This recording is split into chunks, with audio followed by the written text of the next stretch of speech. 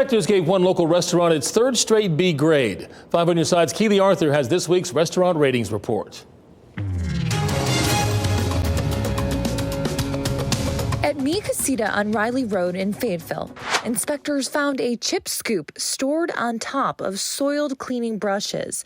There were also flies throughout the kitchen and a live roach in the women's restroom.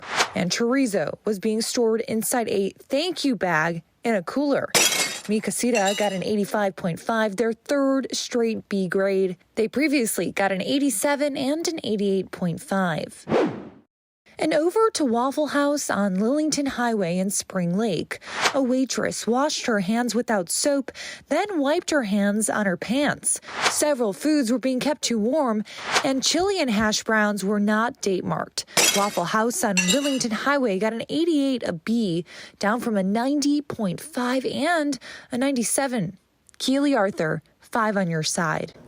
Waffle House was just re-inspected and received a 95.5. That is a strong A grade.